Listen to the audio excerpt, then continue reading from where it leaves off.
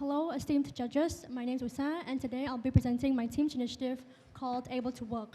There are two overarching themes to our initiative. The first is to raise awareness about people with disabilities in Cambodia, and second is to teach them IT skills to get them ready for the digital age, and also to drive Cambodia's digital transformation.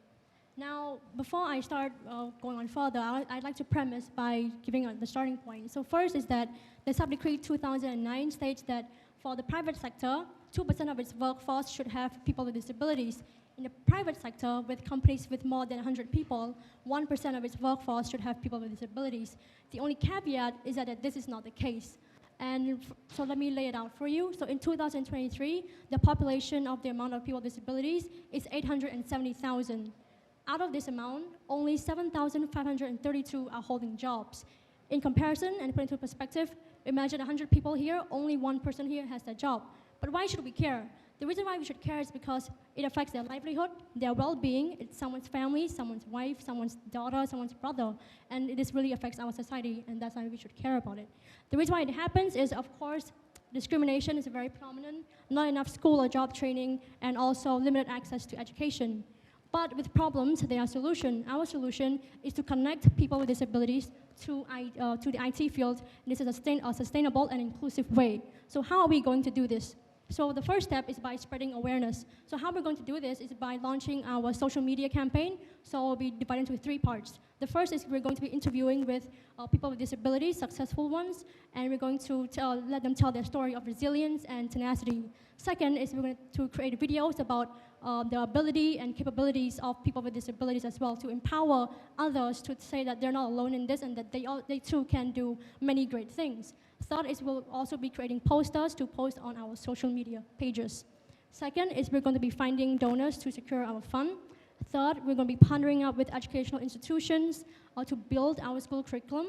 And once we've had it established, we'll also be reaching out and selecting qualified people with disabilities. So we're going to be doing that through our social media, through the government, and also reaching out to people with disability communities. So there will be Mong Ratana, who is the program coordinator of Cambodia Disabled People's Organization, and who will help us find the people that we're looking for.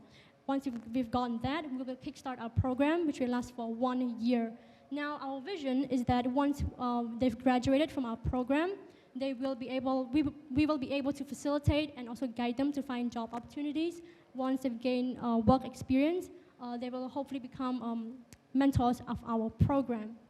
Now, this will all be happening in Phnom Penh, but why Phnom Penh exactly? The first reason is the concentration on the amount of people with disabilities in Phnom Penh relative to other regions in Cambodia. Second is also the vast access to IT facilities and IT infrastructure as well. And since we want it to be as inclusive as possible, all you need is the ability to type, have a keen interest in technology, and also to pass our entrance exam, but do not be intimidated. It's a very basic English exam and also basic math, or just basic arithmetic. Our initiative is also in alignment with government policies on disability inclusion, so the National Disability Strategic Plan Phase 1 and 2, Pentagonal Strategy Phase 1, and Cambodia Digital Government Policy. But there are also limitations and challenges for us in the long run as well. The first is obviously limited data. Yes, data on people with disabilities here in Cambodia has its limits, so it'll be very hard for us to tackle and pinpoint exactly where to tackle the issue.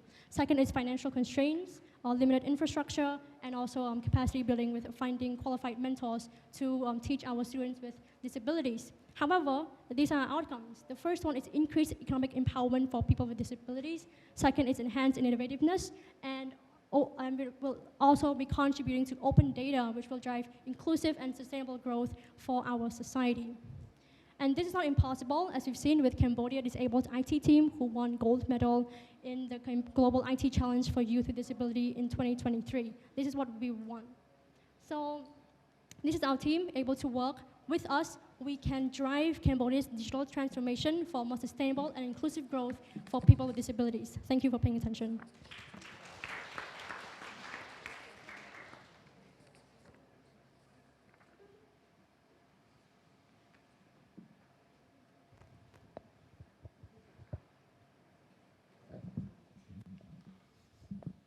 Hi, hello. Can you go back to mission slide?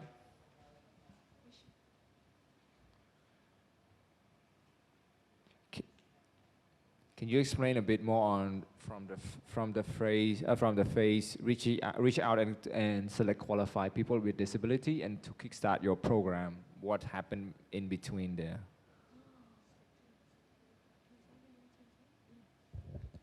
So thank you for your question. So we will, for that part, we will reach to the community or the NGOs that have the people with disability that they have, like they want to study or pursue in IT fields. And after we know them, we will collect them and we will have the requirement test for them. And if they are eligible, we will get them and kickstart our program at the Phnom Penh. Thank you. This look like the process is quite, from spreading awareness to finding donor, school partnership and thing. So all these tasks will be done solely by your teams.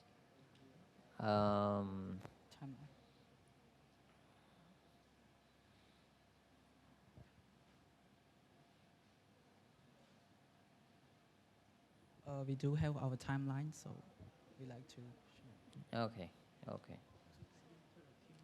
One month raising awareness, reach out to NGO. We're not working only our team, we also partner with schools and NGOs. So for schools, we will partner with them to get the teachers to teach them and facility. For NGO, we will go and get the people with disability. Mm-hmm.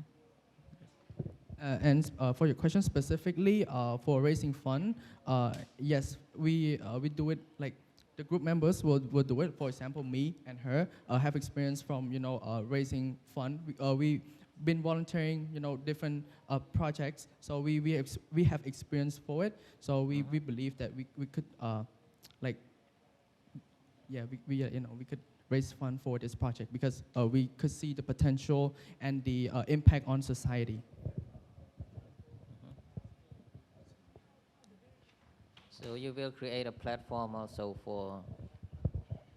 So first we think like that, but in our as we are developing country, I think online is not really that work. So we want to do it physically first, but of course we will do it in the digital transformation after that. But first we will do it in physical. Okay. I mean, through the social media platform, we will use social media platform in order to gain our credibility first. Then it will be easier for us to reach out to NGOs in order to raise funds. Okay. Maybe one last question in terms of inclusivity and feasibility and accessibility of it. I wonder, because a lot of persons with disability, especially for women, for example, or maybe those who are coming from marginal other ethnic minority or indigenous people, I wonder how are you going to take into account in your design in terms of the structural challenges that they might face during the process of learning in that program? Because there are, because experience working with a person with disability, there's a lot of beyond just physical disability issue, but also there are other structural challenges they're facing. For example, gender discriminations and many other things. I wonder how you're going to take into account those structural challenges in your design in order to ensure that they will stay in your program until the end of the program and really reach the impact that you wish to see. So for candidates, the candidate has to has to be eligible for our program. And secondly, when it comes to their challenges, we will also have like a community group of our platform where they can talk to each other, sharing their experience, and so that they don't feel like they left out. And we'll also help. We as a group, we will help offer helps during their studies during our programs, and we will also help them finding jobs. To answer your question more, actually we have do the research and we found 3 potential schools that can work with people with disability. So the first one is above and beyond. They actually have a student with disability that is studying in their school, and also IT Stat Academy and CSTAT. Yes, they also teach disability people in IT field. Thank you.